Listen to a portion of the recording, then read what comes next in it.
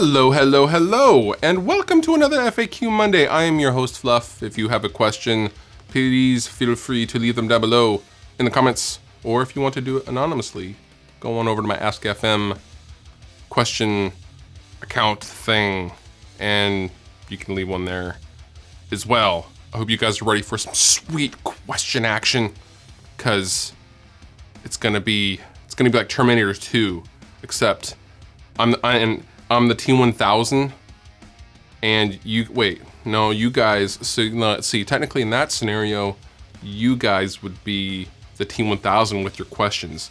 Have you seen this question?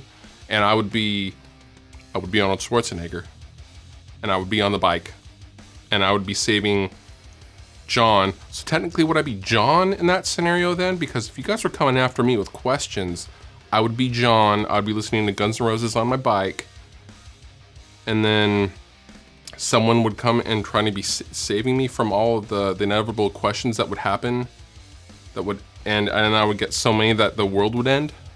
I think I'm gonna develop this idea. I'm gonna do it.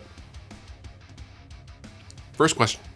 Hey Fluff, what are your thoughts on Marshall amplifiers? I've never understood why certain people love the sound so much, and to me they have always sounded subpar in comparison to all the other options out there.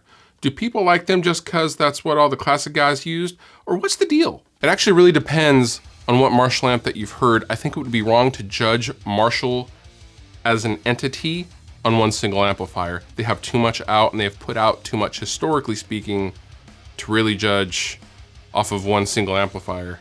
And especially if it's one that's been made after, the 2000s. Don't base that on your opinion of Marshall. Because they have put out a lot of wonderful stuff. And I have a theory about the whole Marshall sound and people using Marshalls. And I find it interesting that when you're younger, you don't want to use Marshalls because all those old guys use Marshalls. And so I'm going to start out with the PB5150. For example, I'll just give you an example off the top of my head. Lee Malia of Bring Me the Horizon starts out using PB5150s, super brutal. I mean, in the early days of Bring Me the Horizon, they were like super deathcore almost. I mean, super fast, blast beats kind of a stuff. And now what is he playing? JCM 800s. Tom Morello, JCM 800. Wildly different music. And I think that's really the answer, is versatility. Marshalls are extremely versatile. Now, I didn't play one for many years because I had this stupid young grudge against Marshall, because when I was 16, I bought a brand new Valve State 212 from them, and it caught fire. After 4 months, I filled out my warranty card like a good boy.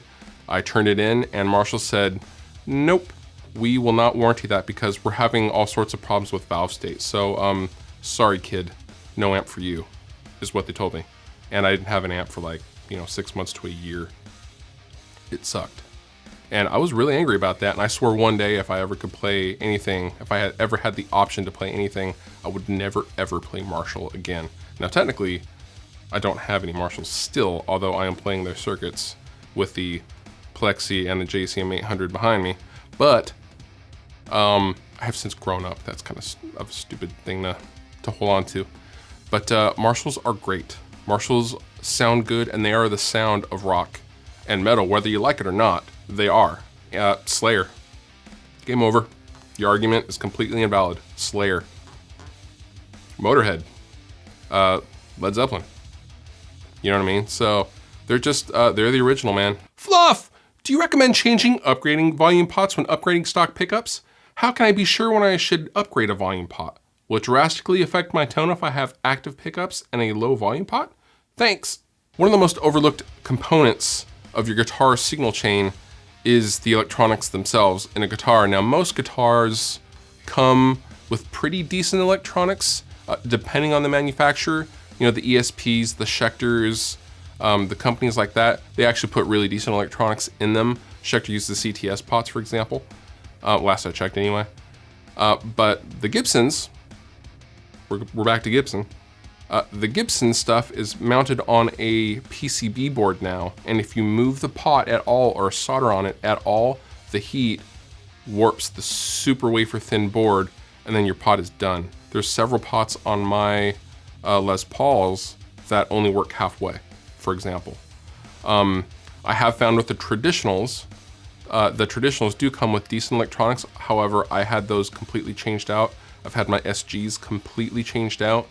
And yes, I did find it did affect the tone in a good way by changing the pots and the wiring and the caps to just better quality components. So if you're looking for, you know, just a little bit of an upgrade or something to do with your guitar, I would say definitely check out the electronics and have those evaluated. You're not gonna notice a huge night and day difference. However, you will notice reduced noise and better clarity is what I noticed mostly by changing the quality pots. I really like Switchcraft pots, CTS pots, things like that. Good quality caps depending on the guitar. You know, Les Pauls have, you know, the red caps and the yellow caps and all sorts of stuff. And you can go down that rabbit hole if you so choose. But to answer your question, yes, changing electronics in your guitar can definitely help your tone a long ways. Hey Fluff, what are your thoughts on the Sustainiac system? I remember you used it in a demo once, but can't remember if you elaborated on it. Is that what can be heard on the Lamb of the Orange Hellraiser? Love the track, by the way. Keep up the awesome work. A while back, I did a Schecter C1 Hellraiser video, and it had the Sustainiac in the neck pickup position, and it was amazing. That was so much fun, and I used to just sit there and have the harmonic going and just going all over the place. I used to sit on the couch and just with headphones on with Jam Up Pro was it's a lot of fun. The fun factor is very high with the Sustainiac, and I wish I could have them in all of my guitars. I really need to get a guitar with one in it for recording, because like for overdubs and like ambient stuff, nothing can beat it. If you do a lot of stuff with EBOs or anything like that, I highly recommend getting and spending the money on a Sustainiac circuit. I believe they're around $300 for the entire thing with the active circuit, because you'll have to have a 9-volt battery and things like that. But yes, I very much enjoyed the Sustainiac, and what a lovely, lovely invention. And the pickup itself, when the Sustainiac circuit's not engaged, the pickup itself sounds wonderful.